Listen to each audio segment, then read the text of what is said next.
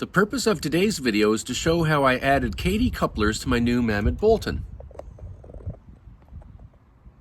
All I've done is taken these couplers from my Mamod Brunel. On my Mamod Brunel, I switched between these couplers and the buffer that came with it. So really all I did was discover I could use the same coupler on here. So why don't we go back to 2021 and I'll show you how I did it. I have a bunch of spares of these Kadee couplers for G-scale. To make it fit in the outer ring there, I filed the sides a bit. Took a hacksaw, cut this right off. Then I drilled a little hole in here. I put that screw up in there. I've just taken the second Kadee coupler, cut the tab off, or the whatever you call that, put the hole in it. You see there in the middle.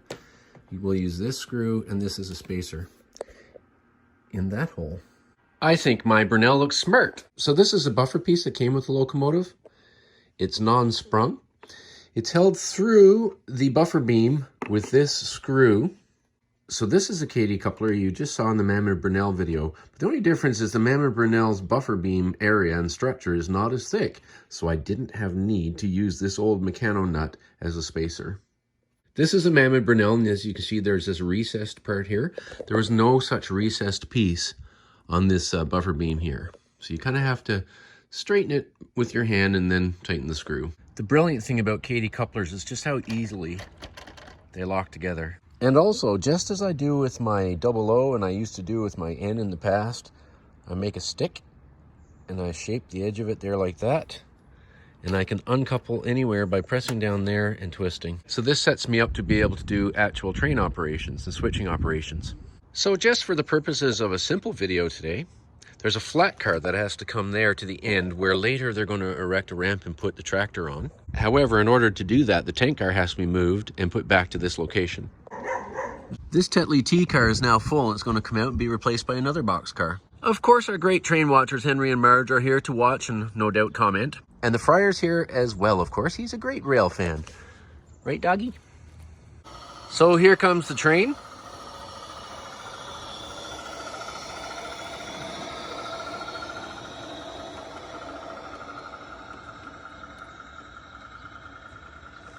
You'll notice the new fancy-dancy Pencross Railway of Vancouver Island caboose logo. It's got the extra white border. The first thing I'll do is uncouple the locomotive and come back and get this car.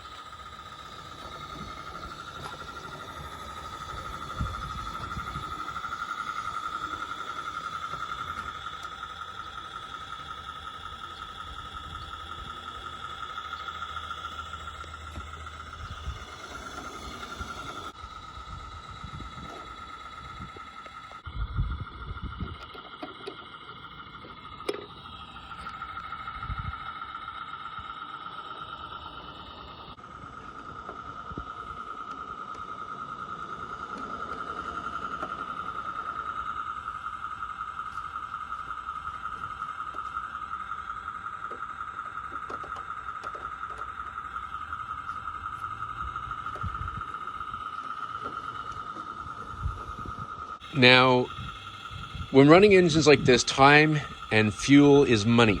So instead of going all the way out and putting this boxcar back there, I'm going to take the boxcar part way out, come back, pick up the tank car, and then pick up the flat car.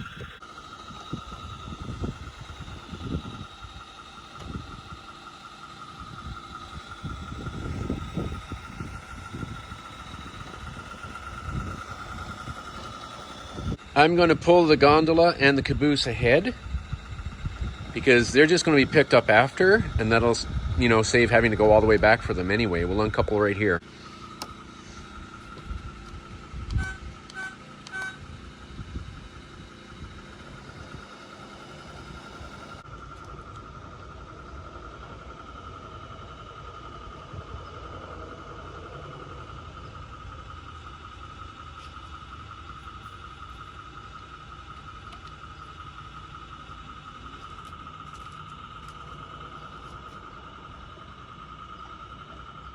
I'm going to leave the tank car back in its original spot because it was being unloaded as if this is a team track.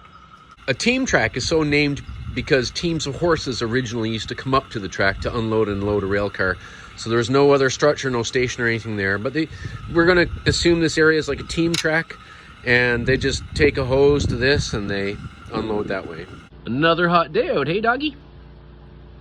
So the flat car is where it needs to be. The box car is where it needs to be. The tank car is back in its original location, and now the rest of the train can be made up and carried on its way.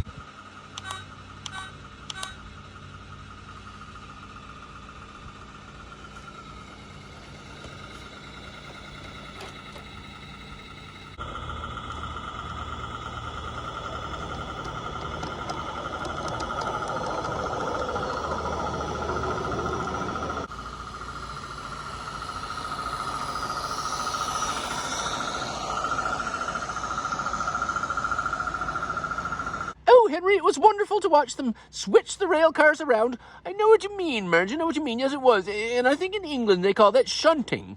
Shunting, yes, shunting's a good word as well. You know, all this train excitement, it makes me want to have a cup of tea. Oh, good idea, Henry. Yes, let's go for a cup of tea.